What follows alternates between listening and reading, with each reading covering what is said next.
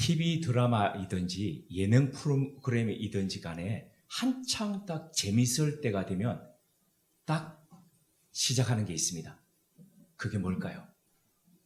맞습니다. 광고입니다. 흥미가 아주 최고조에 도달해가지고 요 그다음 뭘까라고 궁금할 때를 이 프로그램을 기획하고 만든 사람들은 기가 막히게 잘합니다. 그래서 그 타임을 놓치지 않고 잠시 전하는 말씀 듣고 시작하겠습니다. 이러면서 광고를 내보내지요. 창세기 37장에서 38장의 이 요셉의 이야기에서 진행되는 과정에서 바로 요 시점에서 요셉이 형들에게 잡혀가지고 죽게 되었을 때에 극적으로 지금 이집트로 팔려가게 되었습니다. 이것을 지켜본 사람들은 이렇게 생각하는 거죠. 이 다음이 어떻게 될까? 아니 보니까 형제들이 아버지한테 가서 아버지 요셉이 죽었어요 이러면서 지금 거짓말을 지금 하고 있습니다. 아버지는 어떻게 되었을까? 이렇게 궁금한 딱 찰나에 잠시 광고 말씀 듣고 하겠습니다. 이러면서 지금 가는 장면이 바로 요 38장이 아닐까 하는 생각이 든다는 거죠. 자, 그렇다면 왜 이렇게 광고처럼 탁 튀어나와가지고 요 38장에 유다 이야기가 나왔을까요? 요즘 이런 경우를 가리켜 사람들은 이렇게 이야기합니다. 아니 형이 왜 거기서 나와? 그죠? 형이 왜 거기서 나와? 분명 유다의 이야기는 요셉의 이야기의 흐름을 끊고 있습니다. 왜 그럴까요? 이게 광고 수준일까요? 아니면은 정말 이 위치에 들어간 게 생뚱맞게 그냥 들어가가지고 있는 실수일까요? 어떤 신학자들은 이렇게 이야기합니다. 창세기가 처음 편집될 때에 이 이야기 저 이야기 모아가지고 편집하던 그 시절에 그냥 잘못 그냥 유다 이야기가 이렇게 툭 들어간 거다라고 그럽니다. 뭐 그럴 수도 있습니다. 우리가 안 봤으니까. 그러나 하나님께서 하나님의 말씀을 직접 모으셨고 그리고 하나님의 말씀에 영감을 주셔서 하나님의 말씀이라는 성경책이 되게 하셨던 그 하나님이시라면 그냥 실수로 툭 들어가게 그렇게 두시지 않으셨을 거라는 겁니다. 분명히 하나님의 의도와 그리고 하나님의 목적과 또 하나님의 섭리가 이 가운데 있을 거라는 겁니다. 우리가 지금 찾고자 하는 게 바로 그겁니다. 이 속에서 생뚱맞은 같은 이 이야기 속에서 오늘날 우리에게 주시는 하나님의 메시지가 뭘까 이걸 찾아보고자 하는 겁니다. 창세기 37장 그러니까 오늘 우리가 읽었던 말씀에 제일 마지막 절이 이렇습니다. 그 미디안 사람들은 그를 애굽에서 바로의 신하 친위대장 보디발에게 팔았더라. 자, 그러면 오늘 이 38장이 끝나고 39장의 제일 처음에 시작되는 구절을 한번 보시겠습니다. 39장 1절을 우리 같이 한번 읽으시겠습니다. 요셉이 이끌려 애굽에서 내려가매 바로의 신하 친위대장 애굽 사람 보디발이 그를 그리로 데려간 이스마엘 사람의 손에서 요셉을 산이라. 자, 이거 느낌 오시지 않습니까? 생뚱맞게 그냥 아무렇게나 들어간 게 아니라 분명히 앞부분의 것과 그리고 뒷부분의 요 부분, 그러니까 38장을 싸고 있는 부분이 지금 반복되고 있습니다. 그러니까 샌드위치처럼 지금 의도를 가지고 이 안에 넣었다는 겁니다. 분명한 계획과 문학적 기법을 사용해서 지금 유다 이야기를 우리에게 들려주고 있는 건데요. 자, 그렇다면 38장의 이 유다 이야기가 어떤 내용이길래 요셉의 이야기를 잠깐 멈춰 이렇게 시키고 난 뒤에 들려주는 걸까요? 사실 창세기 38장의 이야기는 썩 아름답지 않습니다. 아니, 아름답지 않은 것이 아니라 이게 어떻게 성경에 들어갔을까? 이런 이야기가 어떻게 거룩한 하나님의 이야기라고 할 수 있을까라는 그런 의문을 제기하게 합니다. 슬프고도 부끄러운 이야기이지요. 유다가 두 아들을 낳았는데 그 두 아들이 다 죽습니다. 부인마저도 이어서 떠납니다. 그러다 며느리 사이에서 아이를 낳게 됩니다. 오늘날 우리의 문화로 보면은 이건 도저히 이해 불가입니다. 그리고 이게 어떻게 해석해야 될지 믿지 않는 사람들이 이 이야기를 볼 때에 이게 과연 하나님의 이야기라고 물을 때에 어떻게 대답해야 될지 이런 부분에 있어서 참 막막합니다.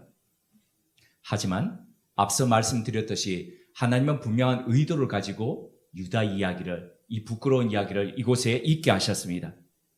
자, 이 부분을 우리가 이해하기 위해서 잠시 요셉과 유다라는 이 사람의 된데미를 우리 한번 비교해 볼 필요가 있습니다. 그리고 난 뒤에 유다 이야기로 더 자세히 들어가 보도록 하겠습니다. 먼저 37장 위의 것과 이 38장을 보시면요. 두 이야기 속에는 공통된 동물이 등장합니다. 뭘까요? 염소입니다. 염소가 공통적으로 등장하는데 요셉의 이야기에서는 요셉이 죽었다는 것을 꾸미기 위해서 염소를 죽여서 그 피를 가지고 아버지에게 거짓말을 하지요.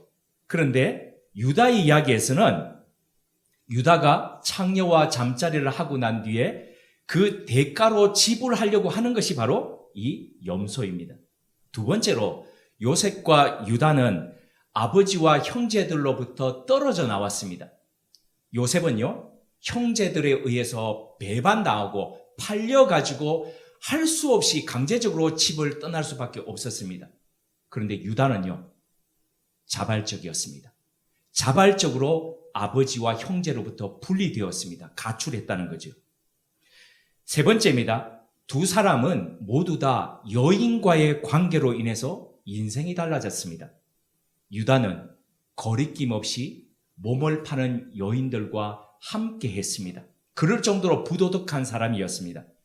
그러다 어느 날은 변장한 며느리를 알아보지 못하고 그 며느리와 더불어서 잠자리를 함으로써 씻지 못할 부끄러움을 안게 된 사람입니다. 반면에 요셉은 어떻습니까? 요셉은 그의 주인의 부인이 그 아내가 유혹하면서 그를 잡을 때에 뿌리치고 뛰쳐나왔습니다. 하나님이 보시면 어떻게 할까? 그 하나님 의식한 거지요. 그러므로 인해서 그는 누명을 쓰고 3년 동안 감옥살이를 하게 되었던 사람입니다. 그리고 마지막 가장 중요한 것, 빼놓을 수도 없는 것입니다. 바로 두 사람의 신앙의 모습입니다. 유다의 이야기 속에서는 이게 성경 속의 인물인데도 불구하고 하나님의 하자도 발견하기 어렵습니다. 그의 인생에 펼쳐지는 요 속에서 하나님이 어떻게 하시고 그가 하나님을 의식하고 이런 이야기가 전혀 없습니다.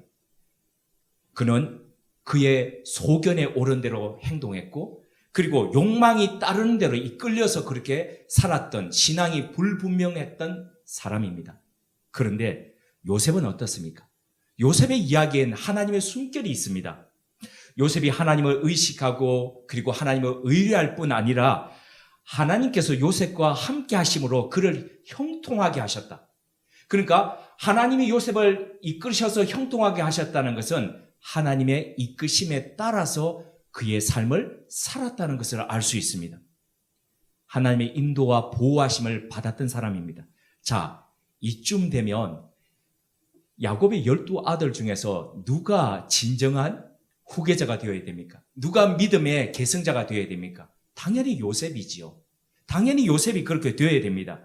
형들은 단순히 태생적 순서에 있어서 먼저 난 형들일 뿐이지 이거는 형 노릇도 못하고 형이라고 할 수도 없는 사람들입니다. 맏아들 르우벤부터 시작해서 집단 사륙을 일삼았던 시몬과 레위도 그 결코 이 지금 신앙이라고 할 수도 없고 그리고 유다 역시도 싹수가 보이지 않습니다. 그런데도 이후에 보면 이 장자가 12명의 아들들 중에 장자가 유다가 됩니다. 창세기 49장에서 야곱이 마지막으로 12아들을 축복할 때 보면 야곱이 예언적 기도를 합니다. 거기에 넷째인 유다를 향해서 12지파의 장자가 될 것을 예언합니다. 이 이유가 뭘까요? 창세기 43장에 보면 우리 이제 이후에 그 시간이 가면서 같이 나누게 될 그 창세기 43장에 보면은 기근이 듭니다. 기근이 들고 그 7년의 풍년이 있고 난 뒤에 7년의 이제 흉년이 되는데 3년째가 될 때에 견디다 못해서 야곱의 이 아들들이 양식을 구하기 위해 이집트로 내려갑니다. 그때 내려갔을 때에 요셉이 그 형제들을 시험하기 위해서 시몬을 잡아둡니다. 너희들 정탐꾼이지. 너희들 우리나라 염탐하러 온 거지. 그러면서 잡아둡니다. 그때 이 형제들이 이렇게 이야기하는 거죠. 아니요, 그렇지 않습니다. 우리는 이 가나안 땅에 있는 그 한 사람의 12아들들인데 그 12아들들 중에서 우리는 양식을 구하러 왔는데 하나는 이미 잃어버렸고 하나는 지금 아버지하고 남겨 있습니다. 이렇게 얘기하니까 이제 요셉이 이렇게 얘기하는 거죠. 진짜? 니들이 만약 그 동생 데리고 오면은 내가 믿어주고 니들 다 풀어줄게. 그래서 이제 할 수 없이 베냐민을 데려오려 그러는데 야곱이 요셉을 잃었던 경험이 있는지라 보내려 그러지 않죠. 그때에 유다가 나서가지고 아버지 제가 책임지겠습니다. 만약에 못 데려오면 이 동생 못 데려오면 아버지께서 제 자녀들 다 처리하십시오. 제가 목숨을 걸고 데려오겠습니다. 이렇게 아버지를 설득시켜서 베냐민을 데리고 가죠. 그런데 내려갔을 때에 요셉이 트릭을 쓰죠. 그래서 자신의 은잔을 베냐민의 그 양식 가방 안에다 넣고 난 뒤에 베냐민을 이제 볼모로 잡게 되는 거죠. 그래서 너희들은 다 가도 좋은데 얘는 남겨두라고 이렇게 얘기하죠. 왜 그랬는지는 나중에 이 부분이 갈 때에 우리는 그때 살펴보기로 하겠습니다. 그러자 다른 형제들은 다 가만히 있는데 유다가 나서는 거죠. 유다가 나서면서 유다가 자신을 볼모로 삼으라고 이 동생만은 제발 보내달라고 그러지 않으면 내 아버지가 죽게 된다고 아버지의 생명과 동생의 생명이 연결되어 있다라면서 지난날에 자신들이 했던 그 잘못을 상기시키면서 자비를 구하는 거죠. 이 모습을 보면서 이제 형제들이 다 화해하게 되는데 이런 과정 속에서 자신의 생명을 던져서 베냐민을 구하고 모든 집안을 다 구하려는 이 모습 속에 유다가 장자로서 이제 부상을 하게 되는 겁니다. 이후에 출애굽할 때를 보면은 유다의 자손들이 동쪽 진의 가장 앞자리에 서게 됩니다. 그러니까 진군할 때에 모든 지파들 앞에서 적들을 대항하면서 가는 그 첫 번째 지파가 되는 거죠. 장자 역할을 한다는 겁니다. 그리고 뿐만 아니라 요한계시록 7장 5절에 보면 새로운 하늘나라에 하나님의 새로운 지파의 가장 앞에 장자도 바로 유다로서 하나님께서 인정하시는 장면이 나옵니다. 자, 야곱이 유다를 축복할 때 했던 이 예언의 실현인데요. 창세기 49장 9절에 이렇게 말씀합니다. 유다야, 너는 내 형제의 찬송이 될지라 내 손이 내 원수의 목을 잡을 것이요 내 아비의 아들들이 내 앞에 절하리로다. 자, 앞서 요셉과 유다의 비교해서 말씀드렸듯이 유다는 싹수가 보이지 않는 사람이었습니다. 근데 어떻게 유다 같은 사람이 형제들의 찬송이 될 수 있고 다 형제들을 다스리는 왕적 권위를 가지고 나중에 실제 다윗의 집안이 여기서 나지 않습니까? 왕으로서 그렇게 왕권을 가지게 되었을까요? 자신의 생명을 내던지면서 솔선수범했기 때문이라고 생각할 수 있습니다. 근데 그것은 이제 나중의 일이고요. 근본적으로 이 유다라는 사람이 바뀌게 된 계기가 있습니다. 유다라는 사람이 바뀌는 계기가 되도록 역할을 했던 사람이 있습니다. 바로 그것을 설명하기 위해서 지금 팝업창처럼 38장이 쑥 튀어나온 겁니다. 좀 더 다르게 말씀드리자면 싸움을 하다 보면 때린 자와 때린 놈과 맞은 자가 있습니다. 그죠? 그런데 지금 맞은 자는 얻어 터져가지고 이집트로 잡혀갔습니다. 그래서 지금 어떻게 될 것이라는 걸 앞으로 창세기는 이야기할 겁니다. 그런데 때린 놈은 어떻게 됐어? 때린 놈이 형제들이 같이 때렸지만은 그런데 주도해가지고 야 우리 이거 애굽으로 팔아버리자 했던 그 놈이 누굽니까? 유다입니다. 그래서 때린 놈은 어떻게 된지 한번 봐. 그리고 그 때린 놈이 어떤 사람인지 어떤 인간성을 가졌는지 그리고 그 놈이 앞으로 어떻게 변할지를 한번 봐. 그러면서 38장이 지금 이야기하고 있는 겁니다. 창세기 38장은 유다가 부모와 형제들을 떠나서 아둘람으로 내려가서 가나안 사람 히라와 절친이 되는 것으로 시작을 합니다. 자, 이 아둘람 그러니까 생각나시는 게 있죠? 누가 생각납니까? 다윗입니다. 다윗이 사울의 죽이려는 그것을 피해서 도망가서 생활했던 광야가 바로 아둘람이었죠.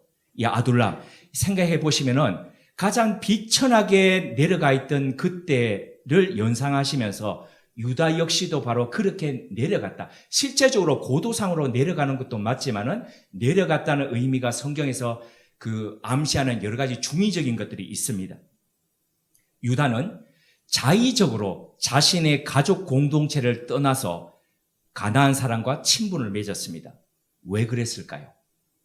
왜 다른 형제들은 아버지 집에서 같이 살아가는데 그만 떨어져 나와가지고 왜 가나안 사람들과 어울리면서 그렇게 살아갔을까요? 이는 분명 창세기 37장에서 그가 주도해가지고 요셉을 팔았던 것과 관계 있습니다. 아버지를 속인 사건과 관련이 있다는 것이죠. 이것을 암시하듯이 창세기 38장의 첫 구절은 그 후에라는 시간 부사로 시작합니다. 그 후라는 것은 바로 37장에 요셉을 팔고 아버지에게 거짓말을 했던 바로 그 후라는 겁니다. 이를 볼 때에 우리는 유다가 양심의 가책을 받고 살았다는 것을 알 수 있습니다. 아버지 앞에서 계속 거짓말 치면서 살아간다는 것이 그에게 너무너무 부담이어서 그래서 그걸 또 말하려고 그러니까 다른 형제들도 관련 있고 하니까 차마 말하지 못하고 그냥 집을 뛰쳐나온 것이라고 그렇게 생각할 수 있습니다. 그런데 가출 이후에 이 유다의 삶이 신앙인으로서의 그 기준이 도저히 뭔가 의심이 갈 정도로 그의 삶이 일관되게 망가져 있습니다. 우선 가나안 사람 수아의 딸과 살림을 차립니다. 결혼을 하는데 집안 어른, 형제들 부르지 않고 그냥 동침함에 이렇게 나와 있습니다. 고대 시대에 결혼을 하는 데 있어서 부모의 영향이 굉장히 컸습니다. 우리가 아브람의 경우도 봤지만은 아브람 같은 경우에 자기가 가장 신뢰하는 다메섹 엘리에셀이라는 종을 보내가지고 그것도 800에서 900km 떨어진 자신의 고향 하란, 바담 아람까지 보내서 리브가를 모셔오죠. 그렇게 아들 결혼을 시키지 않습니까? 이후에 이삭과 리브가도 그 가나안 여인 중에서 자신의 며느리를 찾지 못하게 야곱을 여러 가지 일이 있었지만은 보내지 않습니까? 이것은 인종차별적인 그런 선택이 아니라 가나안의 종교에 물들어 있던 그런 사람과 결혼함으로써 여호와 신앙을 망가뜨리는 것을 막기 위한 그 신앙적인 결단이었다는 거죠. 그런데 유다의 결혼에서는 이런 것을 찾아보기 어렵습니다. 그 일련의 과정을 창세기 38장 2절에서 3절은 6개의 동사로서 이렇게 표현합니다. 유다는 수아의 딸을 보았다, 취했다, 갔다, 그러니까 동침했다, 임신했다, 낳았다, 그리고 이름을 짓다, 부르다. 이렇게 지금 나가거든요. 보다, 취하다, 동침하다로 연결되는 이 일련의 동사들은 하나같이 사람의 관계를 육체적 탐욕으로 지금 표현합니다. 육체적인 일로만 일관한다는 거죠. 하나님과의 열려진 창인 영성적인 부분은 전혀 드러나지 않습니다. 이름도, 부인의 이름도 언급하지 않습니다. 그저 누구의 딸 이렇게만 나와 있습니다. 이 부인과의 결혼은 영적 교감을 전혀 찾아볼 수 없습니다. 그저 엘, 오난, 셀라라는 자녀를 낳았다 이렇게만 되고 있습니다. 이렇게 유다는 하나님 없이 잘 나갔습니다. 번성해 갔습니다. 그런데 웬일인지 유다는 첫째 아들 엘을 위해서 부인감을 직접 찾아주었습니다. 이거 놀랍지 않습니까? 아니 자기는 그냥 부모님 상관없이 지 눈에 맞는 사람 결혼해놓고 지는 또 살아보니까 그게 아닌지 지금 며느리감을 제가 직접 구해가지고 지금 결혼을 시켜줬습니다. 이 부분은 다음 주에 다시 살펴볼 건데요. 다말이 가나안 여인인지 아닌지 이 부분에 대해서는 성경은 침묵하고 있습니다. 이 부분은 다시 또 다음 주에 살펴보도록 하겠습니다. 자, 이렇게 첫째 아들 엘을 위해서 부인감을 직접 찾아주었는데 얼마 있지 않아서 엘이 자식 없이 죽었습니다. 하나님 보시기에 그 아들이 악했기 때문이라고 성경이 이야기합니다. 그 행위가 어떤 것이었고 얼마 정도였기에 하나님이 그렇게 직접 개입하셔서 목숨을 빼앗아 가실 정도로 그가 악했는지 성경은 말하고 있지는 않습니다. 그러나 성경은 분명히 이것은 이야기합니다. 하나님이 직접 목숨을 가져가실 정도로 그 행위가 악했다라고 말하고 있습니다. 이것을 보니까 옛 어른들이 생각이 납니다. 우리나라 옛 어른들이 철 안 든 망나니 아들 어떻게 하면은 해도 안 되니까 어떻게 하면 저거 인간 될까 싶을 때에 결혼 일찍 시키면 저거 조금 사람 되지 않을까 싶어가지고 왜 일찍 결혼시킨 그런 이야기들이 있지 않습니까? 유다도 그랬나? 자식이 저거 해도 안 되니까 제가 왜 이런 말씀을 드리느냐 하면은 지금 보시면 우리는 이게 유다가 나이가 아주 오래된 사람 같지만은요, 요셉이 팔려갈 때의 나이가 몇 살이었습니까? 17살입니다. 그러면 유다하고 나이는 아무리 많더라도 10살 정도 차이밖에 나지 않습니다. 유다가 27살입니다. 그죠? 그리고 난 뒤에 그러면 27살, 28살 때에 집을 나와가지고 지금 그냥 결혼해가지고 살았다는 거 아닙니까? 가정 꾸려가지고. 그런데 나중에 요셉과 만나는 게 몇 년 뒤에 만납니까? 23년 뒤에 만납니다. 왜 그러냐? 자, 17살에 갔다가 요셉이 30살에 총리가 되지요. 그죠? 그리고 7년의 풍년이 있지요. 3년의 흉년이 있지요. 그러니까 23년이죠. 23년 뒤에 만났는데 요 이야기가 지금 23년 안에 지금 일어나는 이야기가 38장에 압축되어 있다는 거죠. 그러니까 엘, 오난, 셀라라고 하는 요 아들들이 23년 안에 그러니까 지금 유다가 27살에 적어도 결혼해가지고 23년이면은 50살이 될 그 안에 아이들 결혼시키고 아이들 죽고 이런 일들이 지금 일어나고 있다는 겁니다. 야곱이 몇 살에 결혼했습니까? 80살이 가까이 갈 때였지 않습니까? 그죠? 그러니까 그 당시에 보면 이삭도 늦게 결혼하고 많은 사람들이 늦게 결혼하는데 유다는 보면 지금 적어도 10대의 아들들을 결혼시킬 정도로 지금 그렇게 빨리 이때 당시에 자기의 손조들하고는 전혀 다르게 지금 결혼을 그렇게 시키고 있었다는 겁니다. 이 안에서 얼마나 자식이 해도 안 되니까 지금 이거라도 해가지고 인간 되게 할까? 이런 모습이 상상이 된다는 겁니다. 자, 마지가 돌연사했습니다. 유다는 당시 계대 결혼법에 의해서 둘째 오난으로 하여금 형사 취수제를 하도록 했습니다. 형이 자식 없이 죽으면 그 형의 후손을 물리기 위해서 계속 이어지기 위해서 형수와 더불어서 결혼해서 살도록 하는 것, 이게 바로 형사 취수제도이거든요. 우리나라 고대 시대에도 이런 법이 있었습니다. 그래서 형이 물려받을 유산을 그 아들이 동생과 형수 사이에서 낳던 아들이 계승함으로써 형수의 앞으로의 삶도 복양할 수 있도록 그렇게 한 거죠.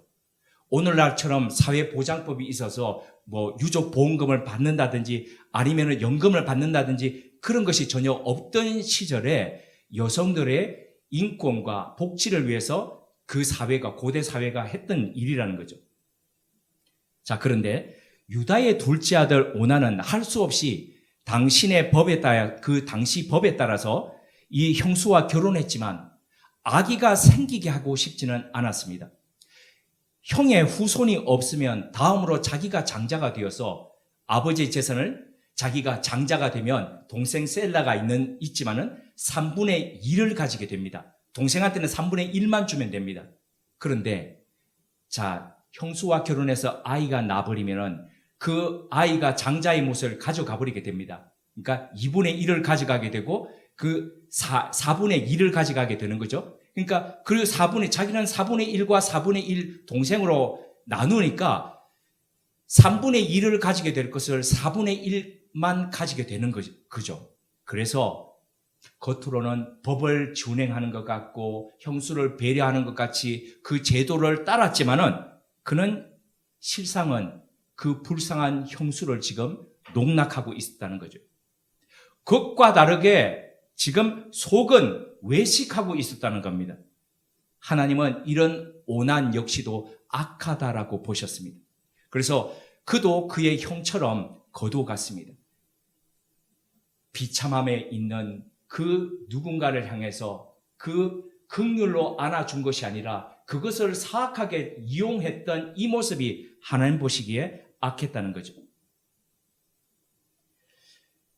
이렇게 오난도 하나님께서 데려가심으로써 유다의 두 아들은 성경 속에 기록되어 있는 인물들 중에서 하나님이 인위적으로 목숨을 앗아가신 첫 번째와 두 번째 사람으로 기록이 되었습니다. 그리고 얼마 있지 않아서 이 유다의 부인도 먼저 세상을 떠나게 되었습니다. 자, 유다의 입장에서 보면 이것이 엄청난 슬픔이었고 집안의 우환이었습니다. 모든 때가 그렇지만 이런 일이 반복이 되면 이어지면은 자신을 돌아볼 필요가 있습니다. 아, 혹시 내가 잘못된 길에 서 있지는 않은가? 내가 혹시나 하나님과 더불어서 멀리 벗어나 있지는 않은가? 그 문제의 원인을 되돌아볼 필요가 있습니다. 그런데 이게 자기 내면 성찰적이어야 되는데 그렇게 점검을 해야 되는데 유다는 그렇게 자기 내면을 살피고 자기의 돌아온 길을 복귀하지 않았습니다. 대신에 그 원인에 대해서 외부적으로 시선을 돌렸습니다. 그게 어디냐 하면은 바로 며느리 다말이었습니다. 마치 우리 집안에 남편 잡아먹는 여인이 들어와가지고 내 자식 둘을 다 잡아가고 그리고 우환이 겹쳐가지고 내 부인마저도 이렇게 떠나게 됐구나. 이렇게 지금 본 거죠. 그래서 계대법에 의해가지고 지금 첫째, 둘째가 다 죽었기 때문에 셋째 셀라에게 다말을 결혼시켰어야 했습니다. 그런데 유다는 이게 겁난 거죠. 또 죽게 될까 봐. 그래서 다말에게는 지금 셀라가 어려서 그러니까 라고 하면서 곧 크면은 너한테 보내주겠다라고 하면서 친정에 가 있으라고 보내버렸습니다. 그가 그 불쌍한 며느리를 돌보면서 그렇게 살아갈 생각을 안 한 거죠. 기만이었습니다. 이런 유다가 어떻게 구원받을 수 있었겠습니까? 그 역시 하늘의 심판을 받더라도 전혀 이상치 않았습니다. 근데 참 아이러니기도 하고 극적 반전이기도 한데요. 이런 유다가 다시 회복됩니다. 아버지의 집, 가족의 집으로 되돌아갑니다. 그 이유와 출발이 아이러니하게도 그가 우리 집안의 아픔과 슬픔의 원인이라고 지목했던 바로 다말 덕분이었습니다. 구체적으로 어떠한 건지 궁금하시죠? 궁금하시면 다음 주에 살펴보도록 하겠습니다.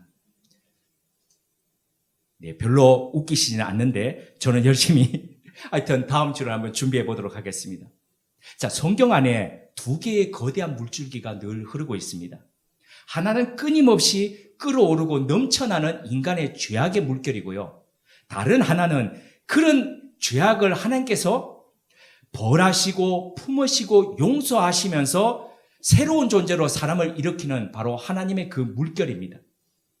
하나님은 맞은 사람 요셉의 삶에 개입하셔서 바로 그 사람을 새롭게 세워주시면서 구원을 일으켜 가십니다. 그리고 때린 놈, 이 유다를 삶에 간섭하셔서 그를 끌어올리시고 넘어진 것을 이렇게 세우시면서 그렇게 이끌어 가시고 계신다는 거죠. 그런데 어떻게 이토록 망가지고 죄스러운 사람이 다시 태어날 수 있을까요? 이게 바로 오늘 우리가 기념해서 지키고 있는 성령 강림주일, 성령님의 오늘날 역할이라는 거죠. 하나님의 영이 인간의 육신이 되었던 그 사람들 속에서 생기로 들어가셔서 하나님의 사람으로, 하나님의 숨결을 품은 사람으로 살아가게 하셨다는 거죠. 육신이 되었던 그 사람이 하나님의 숨결로 살 수 있었던 것은 하나님의 영 때문이었다는 것을 우리 알지 않습니까? 그 하나님의 영이 그렇게 세워가신다는 거죠. 네덜란드의 그 국왕의 전속 화가로 활동을 했던 사람이 렘브란트입니다. 젊은 날부터 그렇게 픽업되다 보니까 많은 부와 그리고 명성을 가지게 되었습니다. 그래서 오늘날 우리의 비유대로 하자면은 그는 바로 돈들이 젊을 때부터 막 이렇게 들어오고 명성이 올라가니까 바로 은행 빚을 해가지고 강남에 최고급 아파트를 구입했습니다. 그가 암스테르담에 있는 그 가장 번화가의 주택을 그렇게 샀던 거죠. 그리고 난 뒤에 거기에 화려한 가구들로 채우면서 이렇게 부유하고 한편으로 화려한 생활들을 해가기 시작합니다. 그래서 젊은 날에 그의 그림에 보면은 굉장히 방탕함과 자신감이 서려 있습니다. 잘 나가는 사람이었고 많은 돈을 벌었기 때문이죠. 하지만 그는 첫째에 이어서 둘째 자식을 어린 시절에 먼저 보냅니다. 그리고 사랑하는 아내와 어머니마저 떠나보냅니다. 그리고 난 뒤에 그는 완전히 무너졌습니다. 그의 그림 실력도 점점 후퇴합니다. 가만 보니까 젊은 후예들이 점점 치고 올라옵니다. 자신은 점점 이 조명에서부터 멀어져 가는 것 같습니다. 자신이 없어집니다. 잊혀져 가는 것 같습니다. 가세는 점점 기울어질 대로 기울어져 갑니다. 그 순간에서야 그는 그가 이때까지 이루었던 모든 것들이 참 허무하고 무가치한 것이라는 그것을 깨닫게 됩니다. 이후에 그는 자신을 잘 따르던 하녀와 더불어서 그 하녀 사이에 낳았던 티투스라는 어린 아들이 있었는데 그 아들마저도 떠나보내게 됩니다. 그리고 난 뒤에 비로소 하나님 앞에 그는 무릎을 꿇습니다. 그리고 마지막 그에게 있어서 남은 유일한 희망은 바로 하나님이심을 고백합니다. 자신이 바로 누가복음 15장에 있던 그 둘째 아들 탕자였음을 고백한 거죠. 그때 마지막 혼신의 힘을 다해서 그는 1668년의 마지막 그림 돌아온 탕자라는 그 그림을 그립니다. 그리고 이 그림을 다 그린 뒤에 그는 그 다음 해에 그 탕자처럼 아버지의 품에 안겨있던 그 탕자처럼 하나님의 품에 안깁니다. 하나님의 품 안에서 보시면은 렘브란트의 그림 속에요.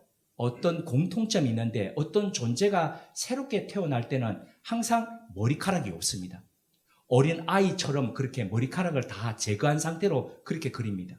구약 성경 속에 보면 그 삼손이 머리카락을 다 깎이게 되죠. 깎이는데 그 순간에 보면 어린 아이처럼 다시 태어나는 것을 묘사를 합니다. 그리고 누가복음 15장에 요 탕자가 다시 아버지 품 안에 있을 때도 보면 머리카락이 하나도 없는 상태로 그렇게 표현합니다. 새로운 존재로 하나님의 품 안에서 태어나는 것을 그린 거죠.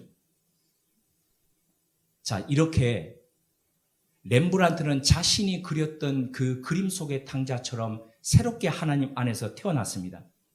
우리는 언제쯤이면 우리는 하나님의 품 안에서 이렇게 무릎을 꿇고 탕자처럼 또 렘브란트처럼 그렇게 설 수 있을까요?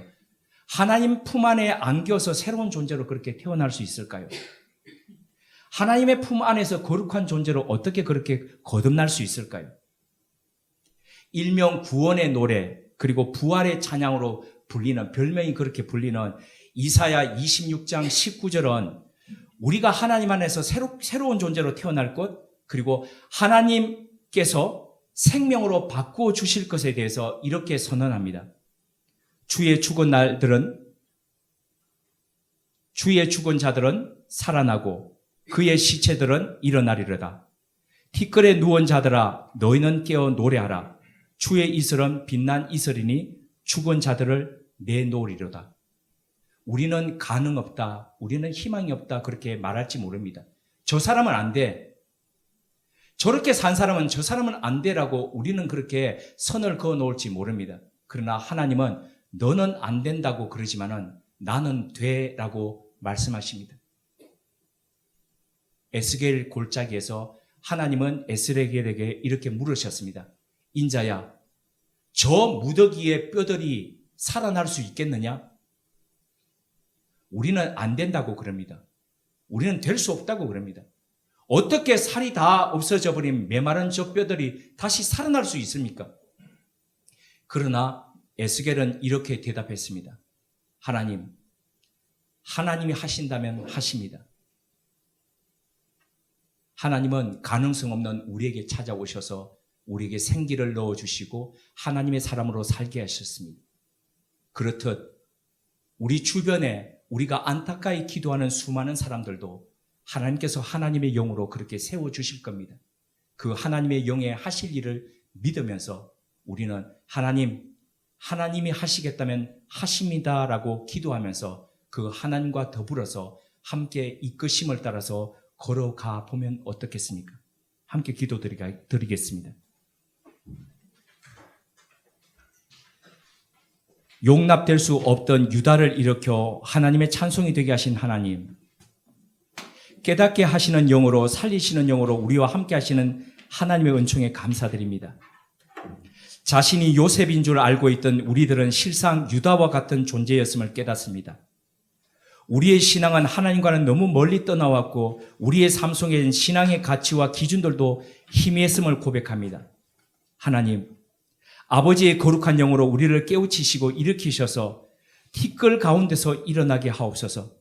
죽은 자리에서 일어나 주님의 빛난 이슬 같은 존재로 메마른 이 땅을 적시며 생기를 불어넣는 생명으로 살게 하옵소서. 예수님의 이름으로 기도드립니다. 아멘.